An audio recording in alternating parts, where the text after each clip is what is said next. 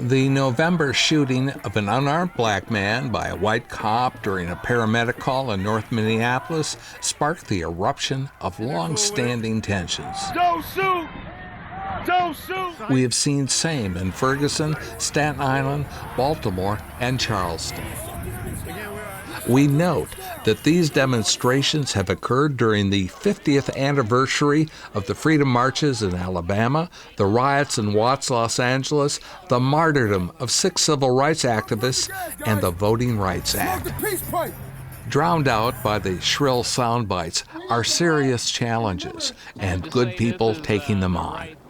Now, stay with us as we hear from a North Minneapolis pastor and St. Olaf College veterans of a massive 1965 Alabama Freedom School project.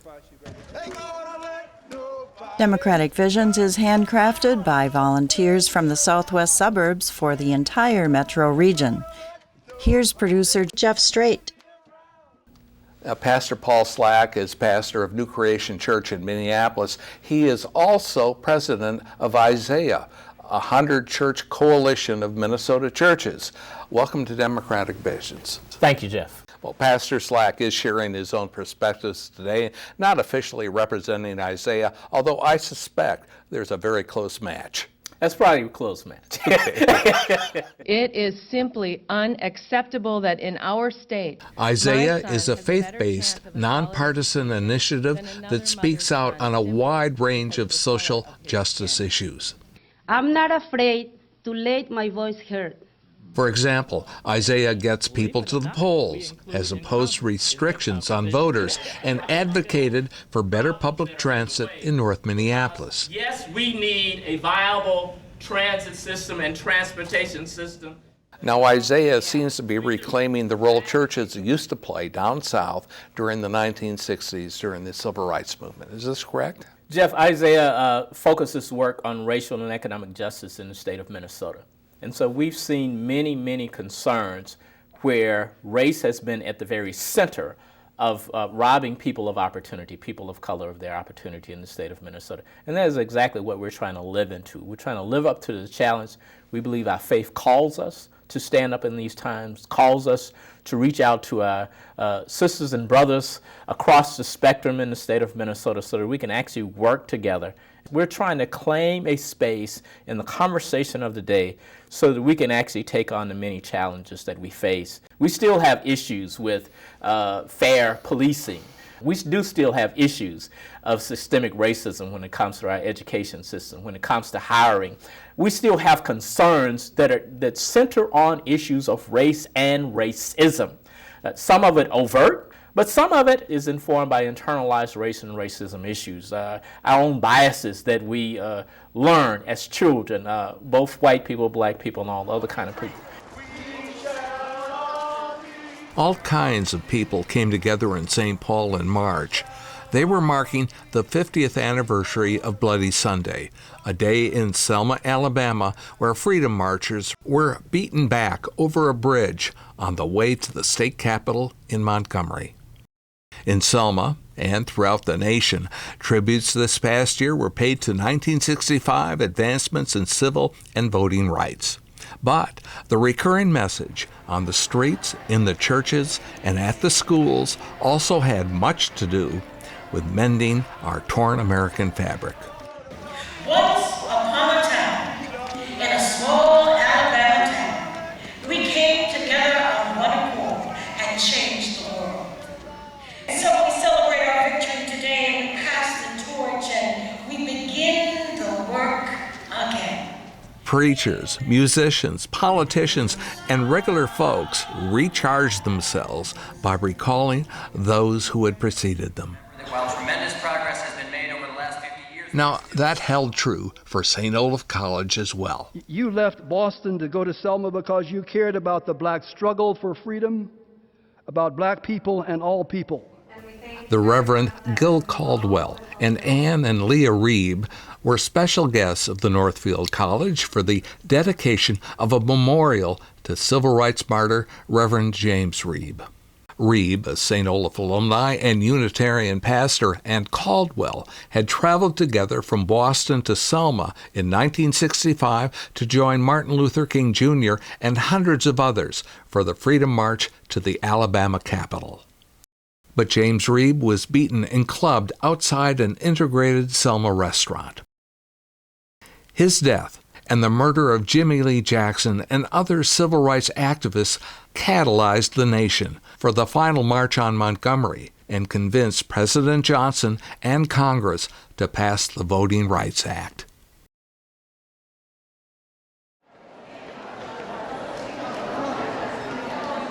Now in October, also at St. Olaf, another group of veteran activists arrived on campus to take measure of a life-changing summer. Hi, Lois Barley. I've drawn them a long time ago, but I just want to say, how are you? I'm well, thank you. Back in 1965, the dean of Tuskegee Institute, Bert Phillips, had come to St. Olaf to recruit undergrads to help poor Alabama school districts kickstart their programs. Of the 900 that signed on for the Tuskegee Institute Summer Education Program, 65 were Olies. Now, here is some of what I heard during the get-together. Dean Bert Phillips came to St. Olaf 50 years ago. He came to this very podium and invited and challenged St. Olaf students to come to Alabama and be part of his teachers' brigade. A few of us are here today to celebrate that 50th anniversary. And this was a serious period of time. And these college students went out and they tutored in 30 different centers in 11 black belt counties. There were 900 students altogether. Over 8,000 young people and adults were tutored or were trained or were taught in different ways. One of the things that the St. Olaf students didn't realize is that while they were pretty safe here in Minnesota, coming down to Alabama at that period of time, because they were white and because they were working from a black college campus and because they were considered to be sympathizers with blacks, they were also in danger. And yet they still came.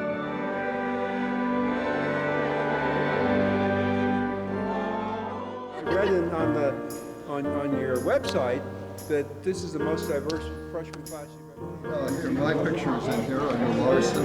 Okay, Larson. I bet you can't pick out who I am, though. I'll bet I can. Look anything like well, you got quite a few Larsons in here, don't you? Without looking at the names.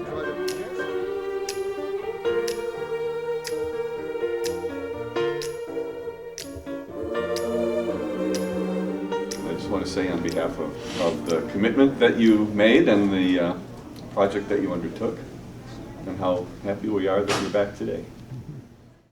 We had a lot of students who were anxious to serve in some way, to do something worthwhile, to make a difference. Every now and then I would pull out my scrapbook and I would think about the people we met, the children we met. I still think about it to this day. I think I sort of, at that point in my life, left this world, got into the other world. I thought maybe that had just occurred for me, but talking to some of the others on the phone, they also felt the same. And I said, gee, wouldn't it be great to get together after 30 years? And they said, yeah, let's do that. I'm glad you're going back. I hope they don't think that those of us who came down there forgot them that summer. State your name and your class year for the record. Make sure you state your name. Since I was a nursing major at St. Olaf, I was a part of a health education team.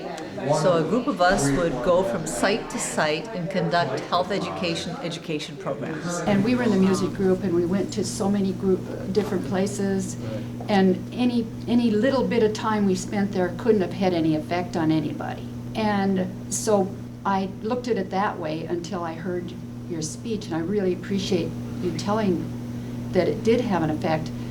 We wanted to call it the Tuskegee Institute Community Action Corps. And we received a call from Sergeant Shriver because Peace Corps was just getting started, really getting going then, and he felt that anything that sounded too much like that could take away, so we changed it to the Tuskegee Institute Community Education program.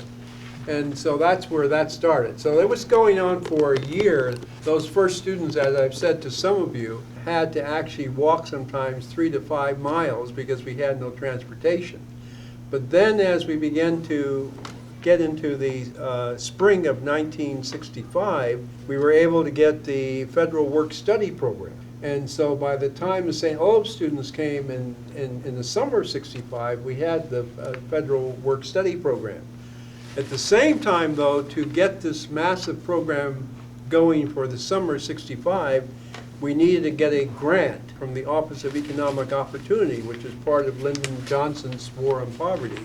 That's what supported us in terms of the bands, the mobile library, the band that took the choir around, the band that took the drama and arts group around, and so forth. TISEP leaders saw to it that a longer-lasting program would carry on after its 2 pioneering years. And we set up Southeast Alabama Self-Help Association, and that's the one that we turned over the rest of our assets, and then they became a community development program that was very active. They set up a feeder pig program. They built apartments that were low-income apartments and also apartments for seniors. And they also were able to get a federal credit union started that could help people with their savings and things, because as you may recall, even though blacks would put money into banks there, the banks still treated them very shabbily. And I guess what I'm saying is that the impact of Tuskegee has stayed with me, and I suspect all of us, all through our life. Anyway, I think that's one of the things I've taken away, is the differences that are there but really aren't. Having grown up in Minnesota, Mankato, Minnesota, where there were no blacks, I was put into a community down there that I felt compelled to go to because of what was going on in the news and all of the civil rights movements and the reality of the what I thought was evil being done on people just trying to be real citizens. The thing that really struck me was how nice and welcoming both the students and the college kids were to our presence. Here they have whites all over the place that are really causing them major problems, creating an environment of segregation, and yet we were welcomed in a way that was really quite extraordinary. I thought that that was one of the best things that I ever came away with. And when Charleston happened just a little while ago, the response that those people had is the way I felt again 40 years or 50 years ago. When I was in Lowndes County a few years ago, just talking to a lot of people in different areas, many who had never even been a part of TISEP still talked about the impact it had made there in Lowndes County and how it reverberated across the county. We were living in dorms because we were in the music group, and I thought the food was really good. I especially like cornbread. I have not had cornbread as good as that since. I hated the grits. Yeah, every morning. It was St. Olaf students mixing at every table. You had to have both groups. So we were really talking to one another and getting to know one another. And I'm sitting there, and there are two very good-looking men right across from me, and my roommate sitting next to me. My roommate was a Tuskegee student. Oh, yeah. One of them looks at me and he says, "So what do you think you're doing here?" It kind of threw me. And then he says, "Why did you come?" And I said, "Where else would I earn $900 once?" That one he understood completely. And from that point on, we had no problem communicating. It was a guy, excuse me guys, and he was white, and he did something either really embarrassing or said something. And the first thing I thought, I hope nobody knows he's from St. Olaf. And then I thought, oh my gosh, of course he does. I was an exchange student at Talladega during the following year, the January to May of 1966. Well, I've got a whole bunch of stuff in here that I've got the Star Tribune from Monday, March 22, 1965, Montgomery March, begun by thousands. So this was the news as you were being recruited by the dean to... I visited with Dr. Buxted at his home about 3 years ago. He somehow heard about the Tuskegee program, and it's just called to Dean Phillips that started the whole ball rolling. You were so intent on the idea that it wouldn't be just a Tuskegee student program, that you wanted others to come and be part of it. That's enormously important. He came down to visit Steve Stoddard and myself. Oh, my. And that's when the connection was made with Dean Phillips. So you were there at that time. Yeah. And did you do the introduction? I don't know. I'm sure we were involved in making sure that the contact was made, but he was there just to make sure we were okay. He came shortly after the Selma March. Yeah. And that's where it took off. Unfortunately, there were some memory issues, and he didn't remember much about the TICEP program.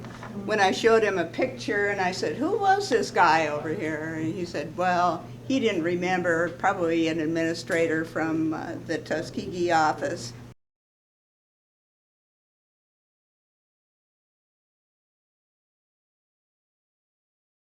Things did change pretty dramatically, started to change pretty dramatically once civil rights legislation started to be passed, even in the South. The adventure, oh my, the adventure, that we could, not have an ordinary summer job, but have something really interesting to do. I was almost killed, actually. We went into this pool hall, and someone, I think, asked where we were from, or they could tell by our accents, anyway, that we weren't from there. They told us to get out of there, and I remember I wanted to stay, and you said, "No, I think we better go." But that wasn't, but if we had stayed, we probably would have been killed. But William Henry and I would drive in this van, and the van again had an upright acoustical piano. It had chairs for all of us. It had the music stands. It had any instruments that we needed, basically the instruments we could find or had. So it was a pickup truck, as I recall. We motioned him to pass, and they kind of waved, as I recall. And then the next thing that happened was that they noticed who was in the car. And so they reached around, and they didn't take a gun, but they had a gun on a gun rack behind them. And then they go like this. Wow. And then they just laughed, and then they went on. So I certainly Just letting remember, you know yeah, what I they certainly thought. remember. I went on to graduate school, and as I told somebody here, I was at Case Western during Kent State during the anti-war demonstrations, and so this whole 60s thing just continued for me. And I studied at that point, which I probably wouldn't have done otherwise, community organization and development. My name is Solveig, and I was the class of 67, classmate of Gail's and Christie's and several other people who were there. Tuskegee came into my life when they came back, and they talked about it a lot. And the reverberations of that caused some of us to want to do something else than what we had been doing previously. And the next summer, the two of them and another of our friends went to Detroit in St. Olaf's listening witness program. And the summer after that, I went into the Peace Corps, and she went into the Peace Corps. I mean, there were other echoes of the power of what they were passing along. I'm sure I'm not the only one with activist children who heard about our experiences and our friends' experiences and are carrying on in ways that are so important. I hope maybe out of your reunion we can come up with an idea or a website or what, because I talked to Tuskegee Institute alumni. They haven't had a real reunion. Really, Jeff's the only one who brought a group together at any time since in these 50 years. So many of you have done so many interesting, wonderful things in your lives since that time, and so have your counterparts from Tuskegee. And if we could get those, get all of you just interact at times, we could... February. Not necessarily this one, Not here. but soon, right? All right. That was Dr. Bert Phillips, the Dean Emeritus of Tuskegee University. I was down there in 1965. I'm an alumni of the TISEP program. Pastor Paul, there is an ongoing perceptual gap between blacks and whites in America. What is life like for your congregation members, for African Americans that we don't understand? Jeff, let's just take what's been in the recent headlines for the past year, Black Lives Matter issues, and where many groups around the country has tried to discredit that denotation about even saying Black Lives Matter. How do you feel right now? I feel like, man, this is what needs to be done, man. Are you mad that everybody's blocking? People in my congregation live every day with the reality that we're not treated like, in your words, regular people. That we're not treated, we grow up with an expectation, we're indoctrinated with an expectation that we have to be twice as better to get half as much as others, whether we're talking about our employment or whether we're talking about in our education system. We believe that we have to excel far beyond what we should have in order to get even a fair shake in life. That any mistake that we make is going to cost us. You look at our statistics when it talks about incarceration rates, and also when it talks about the rate of criminality. Rate of criminality statistics say are pretty level across the board.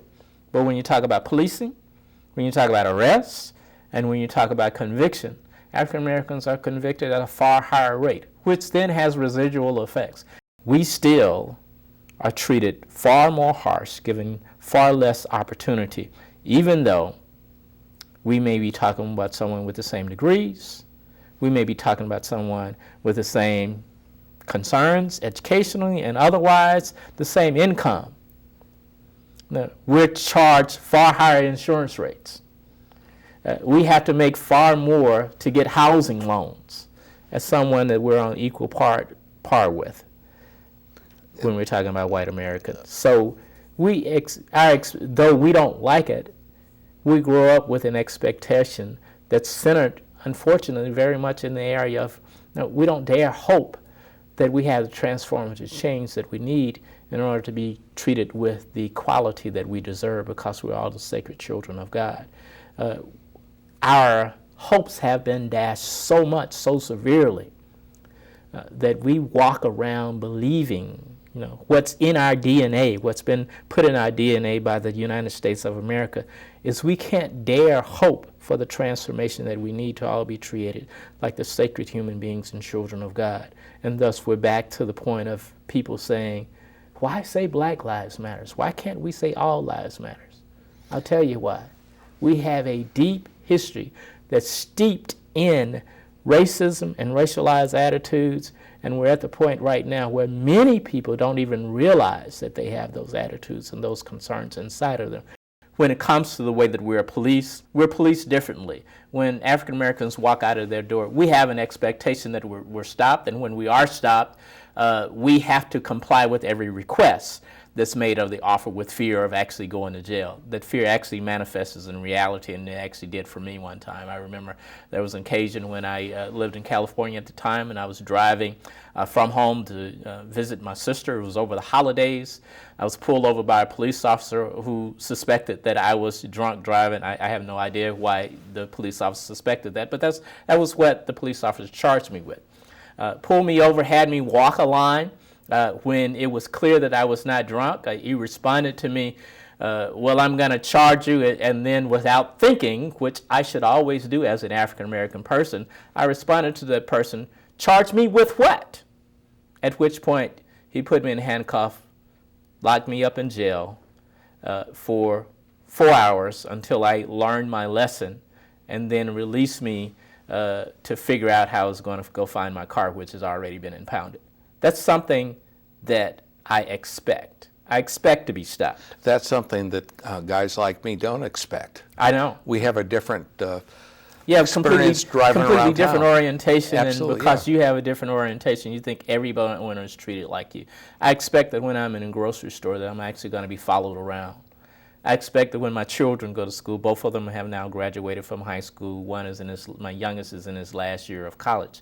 But I expect that when they were in school that they would not be treated fairly, that their history would not be respected. My oldest son repeatedly asked his teachers if they would teach him some history about his people, about African American people. He was repeatedly told that it was not a part of the curriculum, that he was not engaged. He was repeatedly engaged around, advised not to associate with people who were outside of the program. My son was in an IB program, the only other person of color in the class. Oh, there was no other person of color in the class with the IB, but so he was told not to associate with anyone who looked like him because there was no one else in the program. A teacher decided that they were going to have a teachable moment in one of his high school class and use the N-word because a kid had used the N-word. That was actually okay, according to the teacher.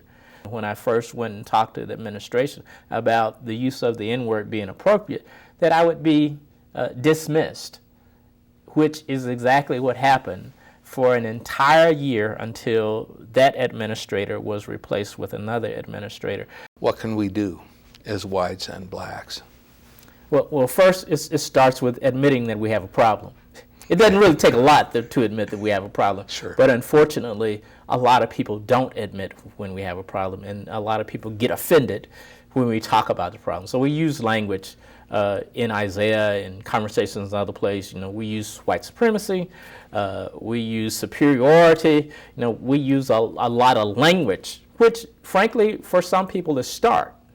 But in order to have the conversation, we need to use a language that gets us there to the point of recognizing where we are. By using that language, we're not intending to call anyone individually racist. In fact, an individual racist is not our problem. What our problem is our systems are infected with racialized issues and outcomes. They're institutionalized. Absolutely. Yeah. There's an agenda that we believe will help to turn things around, help to transform things. And that's not about being a part of a political party. It's about being people who center their work in faith, who center their work in racial justice, who center their work in economics. We think education is a part of that agenda, and so we can talk about the school-to-prison pipeline. When inside of schools there are police officers who help children get arrest records at a very, very early age. Issues sometimes that are about medical concerns, which are sometimes things that should be handled by teachers and the administration and not send them on to the police officers. We look at the mass incarceration and policing issues that we have. We're far more heavily policed in our communities, in our low-income communities where many African Americans reside, than are our white counterparts. And so how policing happens, the relationship between police officers and African Americans, and then you go from the policing issues to arrests and conviction, and then what the resulting factors are after you're convicted. Now, once you're convicted, you have problems getting housing. You have problems associating with young family members who don't have a record. You put them at risk of losing their housing, losing any support that they're getting from the government. So all of those are risks that tear at the heart of our community and in community revitalization. We're talking, some of our concerns that we need to be focused on is restorative justice inside of communities. There are many investments that should be equitable across the board that don't happen in African American communities. We don't look at what it takes to actually restore what's going on in lower income communities so that those folks can have the opportunities that they deserve. There are a lot of things that we need to treat far better. We need to look at how we increase the opportunities, even for people who are arrested, to thrive for the benefit of themselves and also for the benefit of their families. We don't need to increase the laws. We need to actually look at how we can transform the lives of people who encounter incarceration, criminality, and others so that we can restore our families. Pastor Paul, thanks for coming on Democratic Visions. And come back, please. Thank you, Jeff. Good, thank you. Democratic Visions is independently crafted by volunteers, mostly Democrats, from Eden Prairie, Minnetonka, Edina, and Bloomington.